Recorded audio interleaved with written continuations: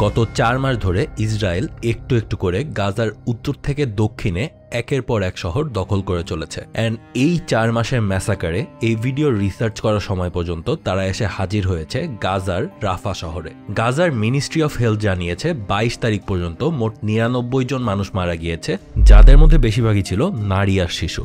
আর এইবারের এই Israel Palestine কনফ্লিক্টটা অন্যবারের তুলনায় একটু আলাদা, কারণ এইবার সোশ্যাল মিডিয়ায় কিন্তু একটা বিশাল ঝড় উঠেছে সারা ওয়ার্ল্ড ওয়াইড। আর সেই কারণে এবার যে কোনো অ্যাকশন নেওয়ার আগেই ইসরায়েল একটু হলেও লোক দেখানো ঘোষণা দিচ্ছে। যেমন প্রতিটা শহরে বোমবার্ডমেন্টের আগেই তারা এবার একটা ইভ্যাকুয়েশন নোটিশ দিচ্ছে। কিন্তু কাহিনী হচ্ছে, এই যে রাফা শহরটার কথা বললাম, এই শহরটা বাদে গাজায় কিন্তু আর কোনো শহরই এখন বাকি নেই। তার মানে এখানেও যদি এখন বোম ফেলা হয় তাহলে মানুষ যাবে কোথায়? এইটার জবাবে ইসরায়েলের নেতানিয়াহু একটা ইভ্যাকুয়েশন প্ল্যানের কথা বলেন। কিন্তু সমস্যা হচ্ছে, এই ইভ্যাকুয়েশন প্ল্যানে ফিলিস্তিনিদের যে ইভ্যাকুয়েট করা হবে সেটা বলা হচ্ছে, কিন্তু তাদের নিয়ে কোথায় যাওয়া হবে সেটার কোনো উল্লেখ নাই। কি হচ্ছে আসলে রাফাতে? অক্টোবরে হামাসের আক্রমণের পর তারা এখন কোথায়, কি করছে তারা, এন্ড কিভাবে আসলে একটু একটু করে একবিংশ শতাব্দীর সবথেকে নিকৃষ্ট গণহত্যার মঞ্চ হতে যাচ্ছে এই গাজা, সেটা নিয়েই আজকের ভিডিও। আচ্ছা, জানি আপনারা অনেকে হয়তো এই পার্টটা পছন্দ করেন না, বাট এই ধরনের স্পন্সরগুলোর জন্য কিন্তু আমাদের মতো কন্টেন্ট ক্রিয়েটররা এই ধরনের কন্টেন্টগুলো আপনাদেরকে ফ্রিতেই প্রোভাইড করতে পারছে। সো একটু সময় নিয়ে দেখেন।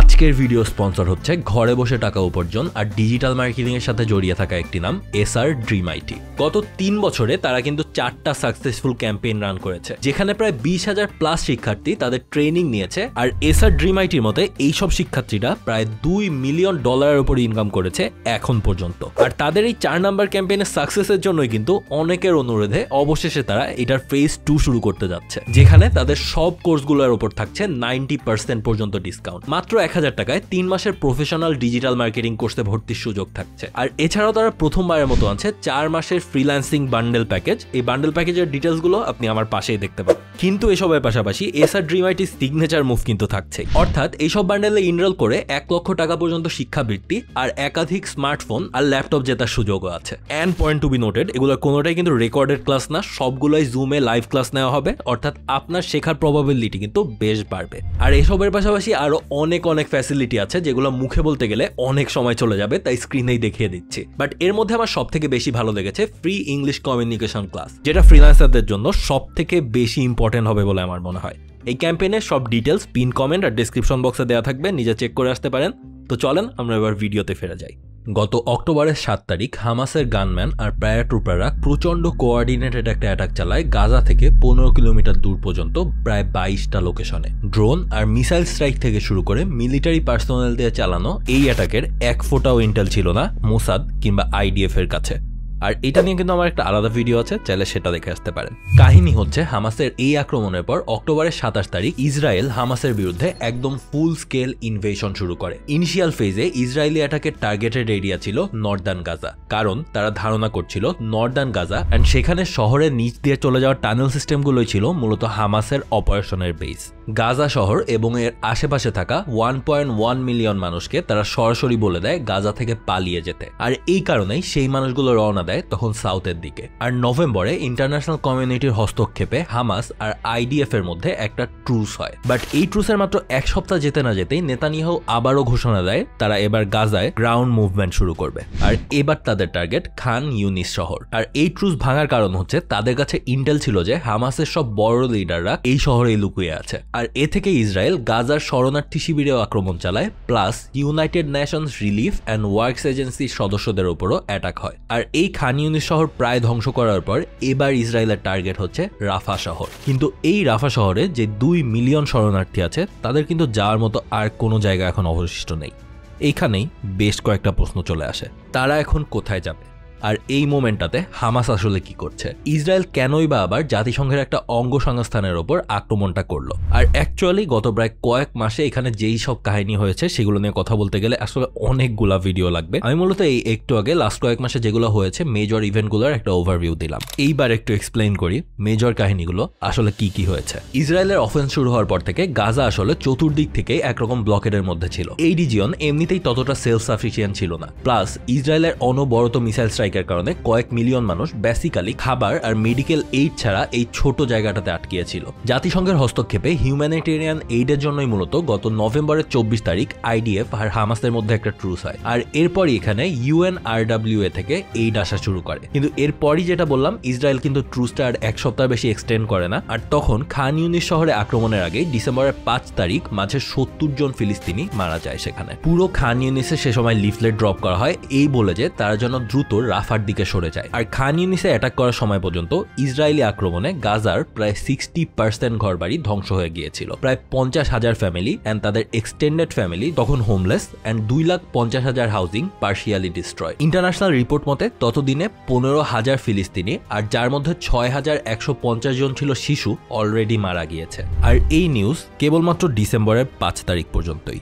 এই একই সময়ে কিন্তু ইসরায়েলিরা UNRWA এর ওপর আক্রমণ শুরু করে, এন্ড এখন পর্যন্ত 152 জন UNRWA সদস্য মারা গিয়েছে ইসরায়েলে। আর এইটা কিন্তু 1945 সাল থেকে আজ পর্যন্ত, অর্থাৎ জাতিসংঘের স্ট্যাবলিশমেন্ট হওয়া থেকে আজ পর্যন্ত তাদের যে কোনো অঙ্গসংস্থানের হাইয়েস্ট মারা যাওয়া মানুষের সংখ্যা। আর এখানে বলে রাখা ভালো, ইন্টারন্যাশনাল রেড ক্রসের রুল 129 সাবসেকশনের A হিসেবে যে কোনো ইন্টারন্যাশনাল কনফ্লিক্টে কোনো পার্টি ফোর্সফুলি কোনো পপুলেশনকে তাদের অকুপাইড টেরিটরি থেকে সরাতে পারবে না, কারণ এটা একটা ওয়ার ক্রাইমের মধ্যে পড়ে। আর তার মানে সহজ কথায় ইসরায়েল এখন যেটা করছে সেটা সরাসরি ওয়ার ক্রাইমের মধ্যেই পড়ে। আর এই UNRWA কিন্তু প্রতিষ্ঠাও করা হয়েছিল ফিলিস্তিনের এই ওয়ার ক্রাইমের শিকার মানুষদের রিলিফ পৌঁছানোর জন্য, কিন্তু এখন পর্যন্ত কিন্তু এই প্রতিষ্ঠানটার ম্যান্ডেট ইসরায়েল সরাসরি অস্বীকার করে।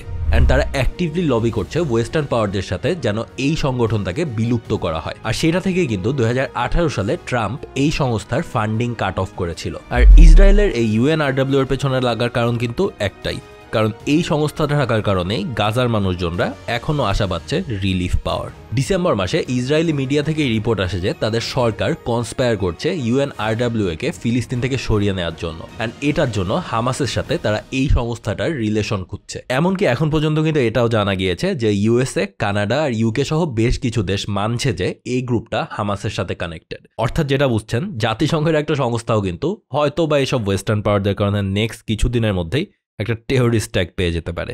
এখন প্রশ্ন হচ্ছে, এই সিচুয়েশনে হামাস আসলে কি করছে? আর আসলে যদি রাফাতে ইসরায়েল পুরোপুরি ইনভেশন চালায় তাহলে এই মানুষগুলো এখন কোথায় যাবে? কিছুদিন আগে Israeli prime minister Benjamin Netanyahu এবিসিকে দেওয়া একটা ইন্টারভিউতে বলেন যে ইসরায়েল নাকি রাফাতে থাকা যেসব সিভিলিয়ান আছে তাদের একটা সেফ প্যাসেজ দেওয়ার আগে সেখানে কোনো অ্যাটাক চালাবে না। আর এই সময়ে সেখানের হোস্ট জোনাথন কার্ল তাকে জিজ্ঞেস করেছিলেন যে 1.4 মিলিয়ন প্যালেস্টাইনি যে সেখানে আছে ওরা কোথায় যাবে। আর এটার জবাবে নেতানিয়াহু বলে তারা যে নর্থে যেসব এলাকা ক্লিয়ার করেছে সেখানে অনেকগুলো জায়গা আছে, ওখানে তাদেরকে নিয়ে যাওয়া হতে পারে। অর্থাৎ এখানেই আপনারা খুঁজলে একটা ইসরায়েলের কমেডি খুঁজে পাবেন সহজ কথায়। কজ যখন নর্থে মানুষজন ছিল তাদেরকে তারা সাউথে পাঠিয়েছে, নর্থের সব ধ্বংস করেছে, এখন আবার সাউথ থেকে তাদের বলছে যে নর্থে ধ্বংসস্তূপের মধ্যে তোমরা চলে যাও কারণ আমরা সাউথ এবার ধ্বংস করব, মানে যা ইচ্ছা তাই। অ্যান্ড ওদের এই কনফিউশনের কারণটা কি হতে পারে সেটা নিয়ে কিন্তু একটা অ্যানালিসিস দিয়েছেন হামাদ বিন খালিফা ইউনিভার্সিটির Middle East studies and digital humanities এর professor doctor Marc Owen Jones. আল জাজিরাতে পাবলিশড হওয়া একটা অ্যানালিসিসে তিনি বলেন ইসরায়েলের এই কনফিউশনটা থাকার কারণ হচ্ছে হিস্টোরিক্যালি ইসরায়েল ডিফেন্স ফোর্স কখনো ফিলিস্তিনিদের বাঁচাতে হবে এই জিনিসটা কনসিডারই করে নাই। গাজা অ্যাটাকের আগে নোটিশ দেওয়া কিংবা সরাসরি লিফলেট ড্রপ করা প্লেন দিয়ে এই জিনিসগুলো কিন্তু ইসরায়েল ডিফেন্স ফোর্সের কাছে একেবারেই নতুন একটা জিনিস। আর বলা হয়ে থাকে এটা তাদের প্রোপাগান্ডারও একটা অংশ, কারণ পুরো পৃথিবীকে তারা দেখাচ্ছে যে তারা সর্বোচ্চ চেষ্টা করছে ফিলিস্তিনি সিভিলিয়ানদের হেল্প করার জন্য। আর এইসব দিয়ে কিন্তু তারা ওয়ার্ল্ডের দৃষ্টি সরাতে যাচ্ছে তারা গত 4 মাসে যেসব অ্যাট্রোসিটি করেছে সেই সব থেকে।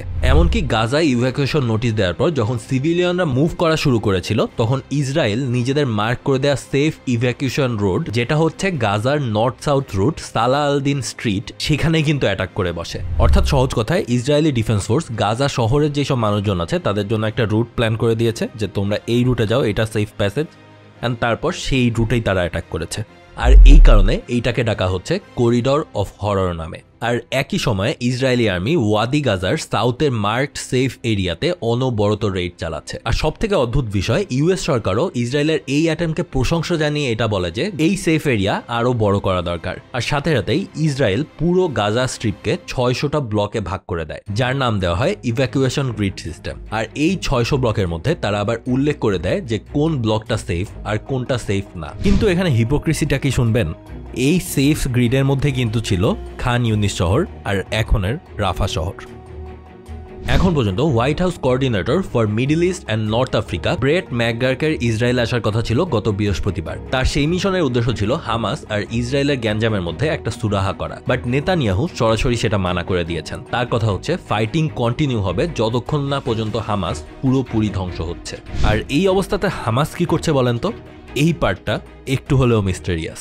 আপাতত যেটা দেখা যাচ্ছে সেটা হচ্ছে ইসরায়েল জাস্ট বুলডোজারের মতো গুড়িয়ে যাচ্ছে গাজাকে, বাট তারপরেও গাজার মানুষজনের হামাসের প্রতি সাপোর্ট একটুও কমে নাই। হামাসের মিলিটারি উইং এর সবথেকে স্ট্রং ব্রিগেড কাসিম ব্রিগেডের কোনো বড় লিডাররাই মারা গিয়েছে এমন কোনো নিউজ আসে নাই। ইনফ্যাক্ট হামাসের লিডারশিপের ওপর কোনো হিট এসেছে এমন কোনো নিউজও নাই। তারা যে আসলে কোথায় আছে এটা কেউই এখনো জানে না। সবাই জাস্ট জানে তারা গাজাতেই আছে, বাট গাজায় তো ইসরায়েলের অ্যাটাক করার মতো কোনো জায়গায় বাকি নাই। সো তারা আসলে আছে কোথায়?